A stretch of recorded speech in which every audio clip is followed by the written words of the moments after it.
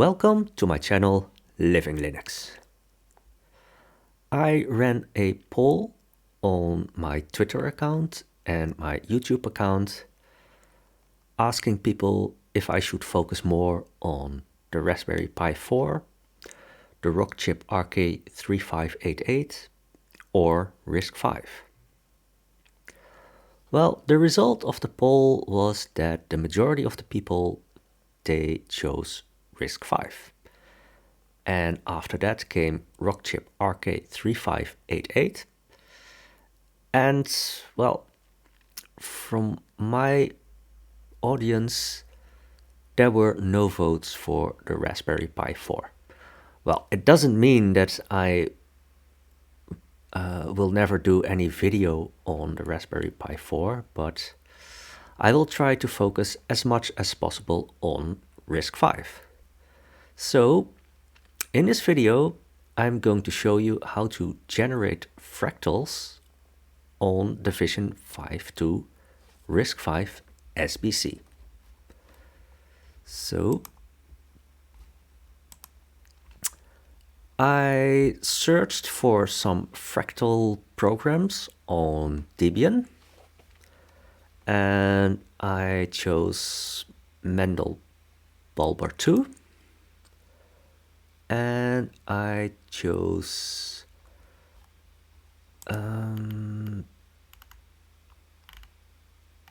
what was it again?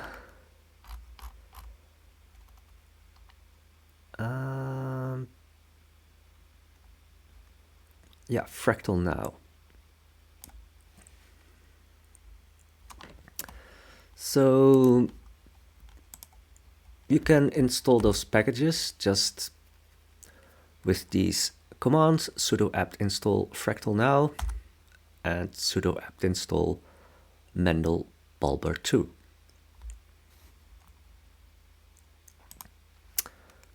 And let's see. So we'll start with FractalNow. So you can say that this is sort of like the starting position. And if you have a scroll wheel on your mouse, you can use that to zoom in or to zoom out. And you can also change the position a bit. And just by zooming in further and further, I hope you can find some interesting pictures. So, yeah, I think this is just the, let's just say, preview window. And I'm not really sure, well, you can try all these other kinds of fractals. And yeah, I think, well, I haven't really tried playing with this. But yeah, I think these programs are just really interesting, and you can try to play around with the settings yourself and see what you like most. And let's just say once you have an image that you really like, you can export the image. And here you can actually choose the resolution of the rendered image, and you can play around with the anti-aliasing methods.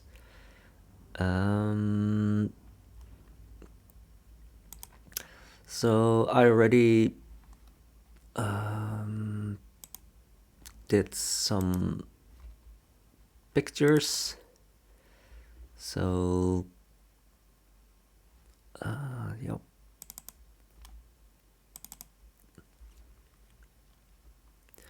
So I haven't installed a dedicated image viewer yet, so now it just opens within Firefox. So this is just one of the pictures that I did already before this video. Yeah, as you can see with the fractals, you can say that these patterns, they just sort of keep repeating and repeating and repeating and repeating. And yeah, it's some people, they post the coordinates of their pictures. But yeah, I would say just play around with them, and who knows if you'll get some interesting pictures. And also, like I said, you can play around with the settings, I think also with the color settings, those kind of things. But it's really fun to see that you can also generate these fractals on a RISC-V single board computer.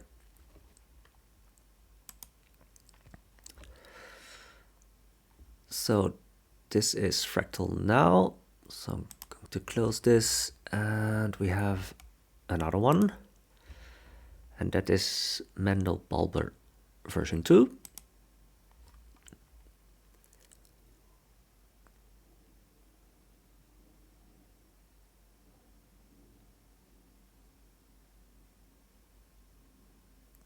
And sometimes it will give a pop-up that it's not responsive or that it stopped responding. So just click on wait, and the first time you start it, I think it tells you that yeah, this is version 2, and perhaps from version 1 they have different settings, and if you want to work with the new settings. And I just clicked OK, and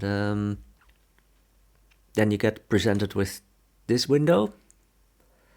So I already went with the first option. No, I'm not going to pronounce that. That's, well, dodecahedron, I think.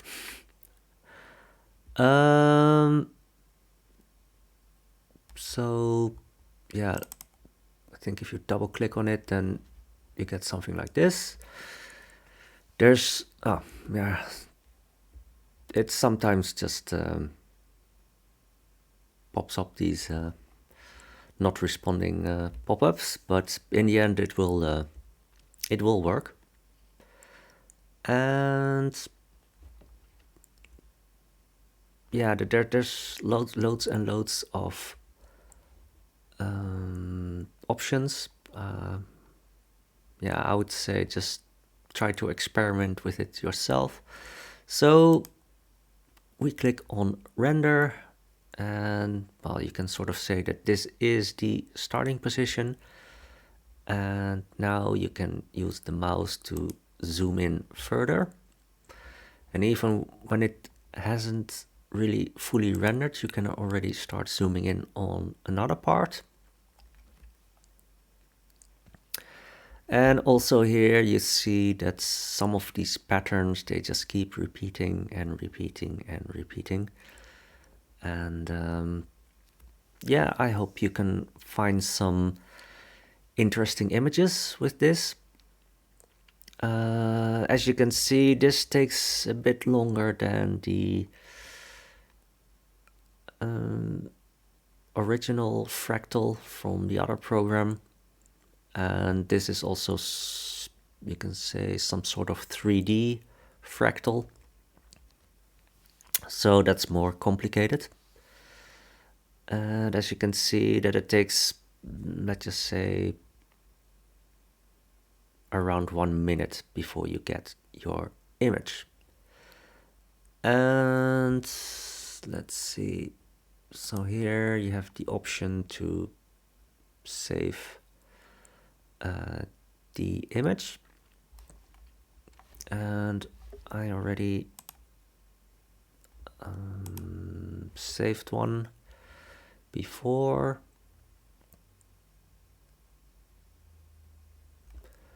So Mandelbulber, it saves the images in its own subdirectory.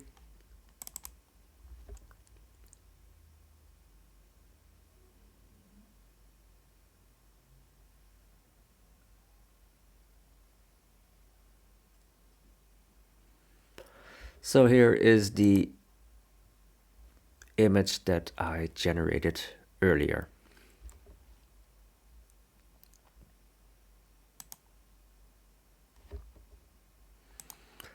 And well, perhaps just, yeah, if we say save,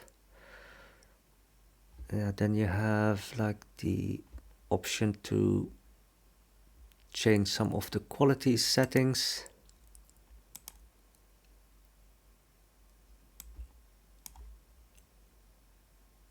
And let's see.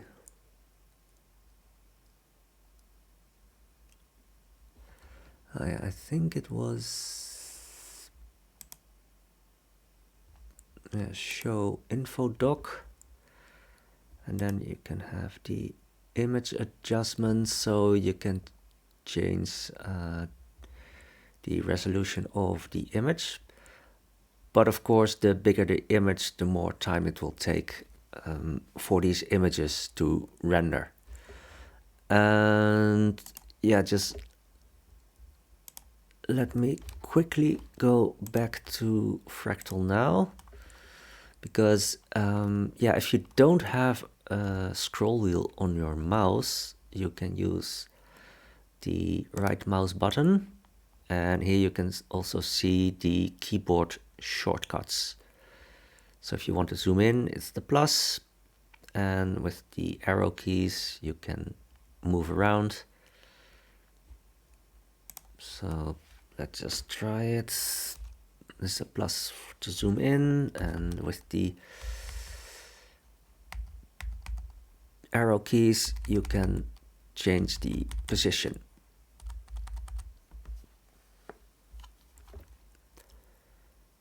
So it's really interesting to see that you can use RISC-V for all kinds of things that you're used to see working on, let's just say, an Intel, AMD or ARM computer. And we also got the news that Debian has announced that RISC-V will be one of the target hardwares architectures.